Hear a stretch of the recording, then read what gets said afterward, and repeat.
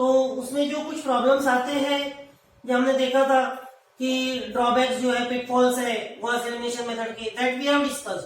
आज हम देखने जा रहे हैं techniques for improving the solutions.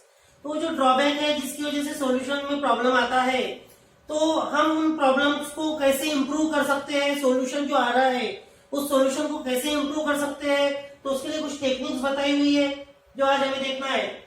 So the following techniques can be incorporated into the Gauss elimination method to improve the solution.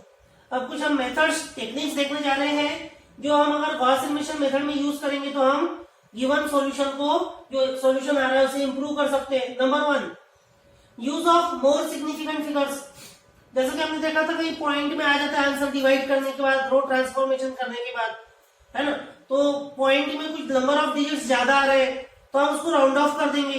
Round of कर देंगे तो क्या होगा, एरर आएगा और जो सॉल्यूशन है वो करेक्ट सॉल्यूशन नहीं आएगा। तो उसके लिए एक मेथड ये है कि use of more significant figures.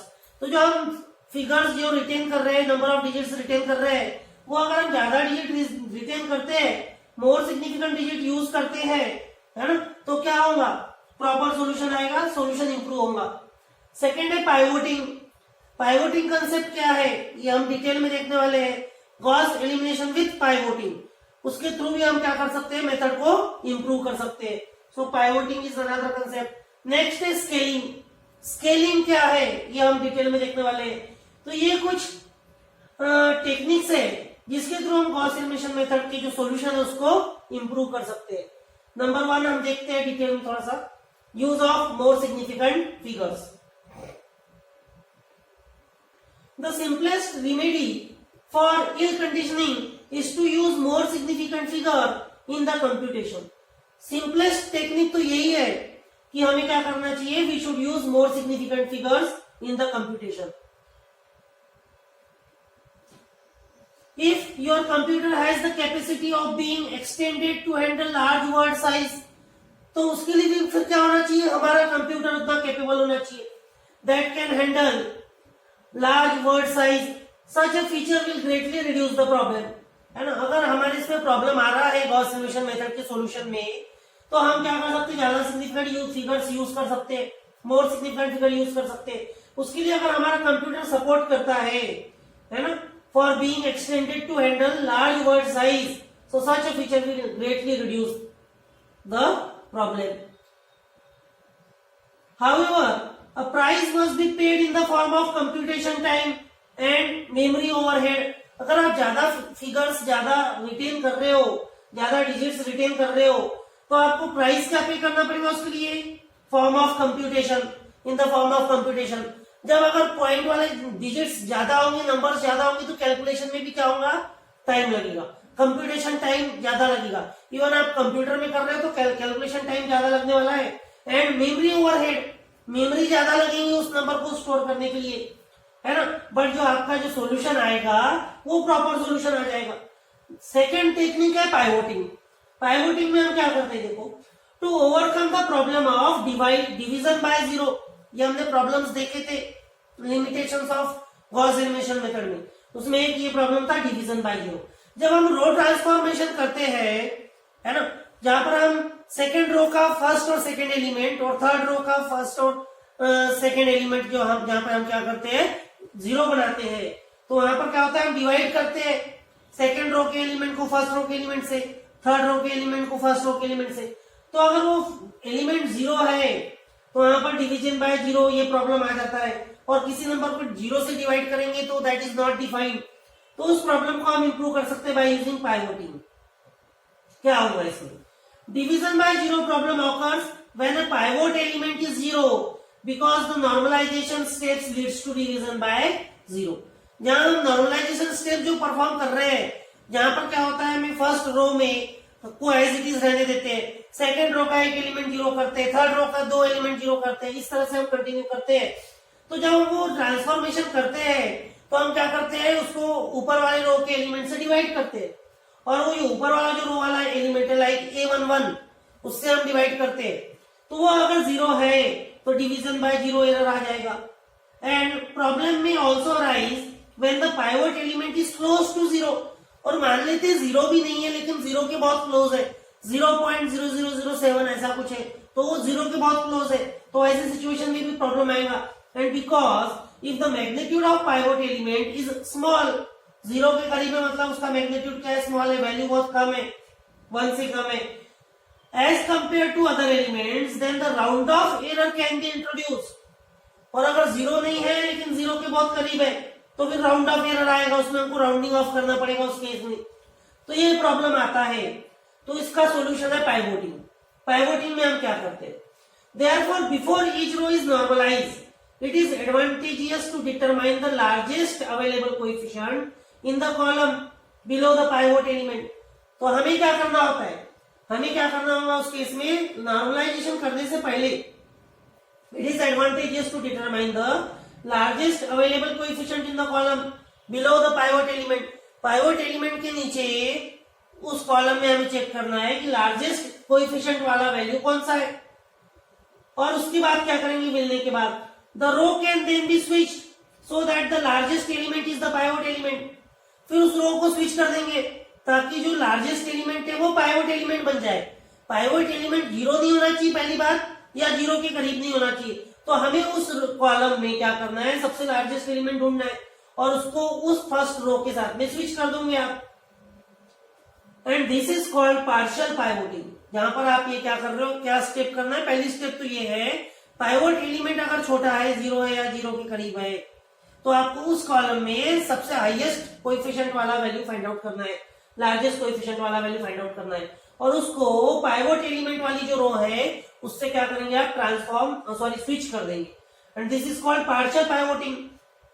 Partial pivoting इसलिए कह रहे हैं कि आप सिर्फ वो रो में सर्च कर रहे हो, और रो के साथ साथ अगर कॉलम में भी सर्च करोगे तो that is called complete pivoting. If column as well as rows are switched, यहाँ पर तो हम रो स्विच कर रहे हैं, रो के साथ साथ अगर कॉलम भी स्विच कर रहे हो तो दैट इज कॉल्ड कंप्लीट पाइवोटिंग। लेकिन जो कंप्लीट पाइवोटिंग होती है वो रेयरली यूज होती है।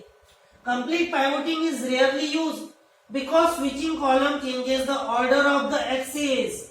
अगर आप कॉलम को स्विच करोगे तो एक्सेस एक्स जो वैल्यूज है उसके ऑर्डर चेंज हो जाएंगे, and increases the complexity of the program, और प्रोग्राम की कॉम्प्लेक्सिटी बढ़ जाएगी और डिफिकल्ट हो जाएगा वो सॉल्व करने में।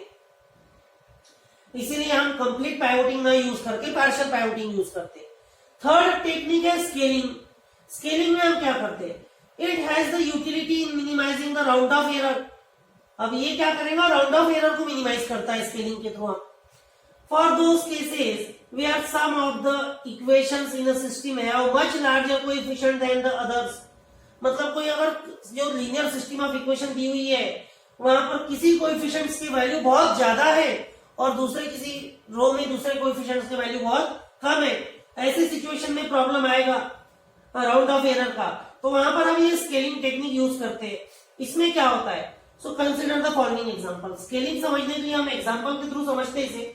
जैसे कि एक एग्जांपल है, this is a system of linear equation जहां पर 2 वेरिएबल्स है, 2 अननोन है, तो इक्वेशन भी 2 है। फर्स्ट इक्वेशन है 2x1 plus 1 lakh x2 is equal to 1 lakh, और सेकेंड इक्वेशन है x1 plus x2 is equal to 2।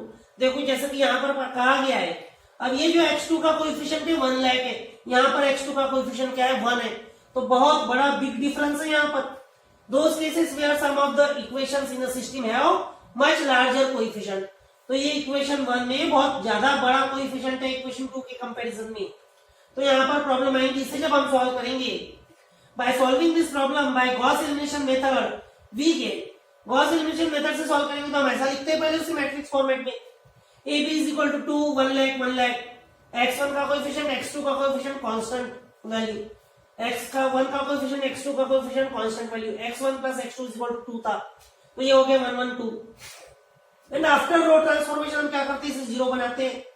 जब आप इसे 0 बनाओगे है ना, तो यहाँ पर वैल्यू आ जाएगी रो ट्रांसफॉर्मेशन करने के बाद -49999, यहाँ पर वैल्यू आ जाएगी -49998, यहाँ पर 1 था इसलिए 99 आया, यहाँ पे 2 था तो 9998 आया, इसमें से जब ये माइनस करेंगे and hence we get x2 is equal to, यहाँ पर सॉल्व करने के बाद मतलब यहाँ पे क्या हो गया, -49999 x2 इज इक्वल टू -49998, मतलब x2 मिलेगा -4999998 upon -49,999, which is equal to 0.99998 which is approximately is equal to 1 जो 1 के आसपास है and hence x1 is equal to 0 but this solution x2 is equal to 1 आ गया और x2 is equal to 1 ये जो वैल्यू है इस इक्वेशन 1 में पुट करेंगे आप 2 plus 1 lakh into x2 की वैल्यू क्या है 1 that is 2 plus 1 lakh is equal to 1 lakh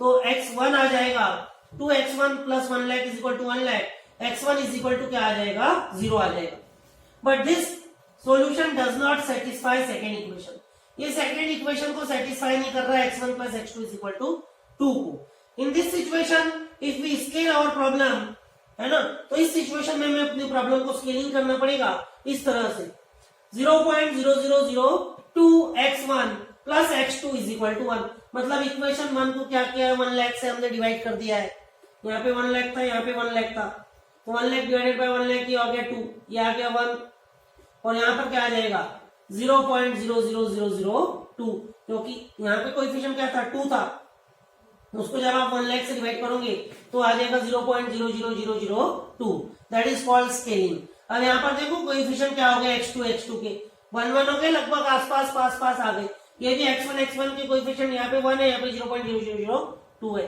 तो ये कोएफिशिएंट हमने क्या कर दिए लगभग सेम कर दिए एंड बाय पाइवोटिंग वी गेट पाइवोटिंग करने के बाद हमें क्या मिला यहाँ पर देखो x1 plus x2 is equal to 2 and अब इसको रो को क्या कर दिया स्विच कर दिया x1 plus x2 is equal to 2 and 0.00002 x1 plus x2 is equal to 1 और जब इसे हम गॉस एलिमिनेशन मेथड से सॉल्व करेंगे है ना तो ये हो जाएगा 1 1 2 एंड 0.00002 1 1 और आफ्टर रो ट्रांसफॉर्मेशन अब इसे 0 बनाना है तो यहाँ पर इस तरह से चेंजेस हो जाएगी ये फर्स्ट रो तो एज इट इज रहती है जैसे हमें गॉस एलिमिनेशन मेथड में हमने देखा है ये रहेगा 1 1 2 ये रहेगा 0.09998 0.99996 और इसे सॉल्व करने के बाद x2 आपको मिलेगा 0.99996 अपॉन 0.99998 तो x2 is equal to 0.99998 x2 is approximately is equal to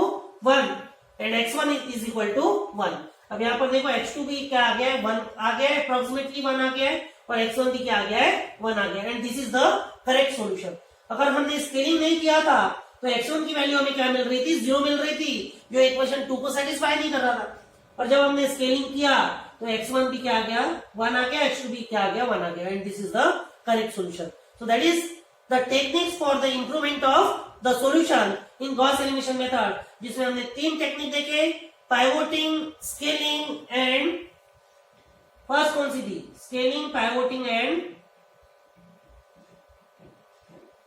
use of more significant figures तो इस तरह से ये 3 टेक्निक्स है जिसका यूज करके हम गॉस एलिमिनेशन मेथड में गिवन सॉल्यूशन को क्या कर सकते हैं इंप्रूव कर सकते हैं ठीक है थैंक यू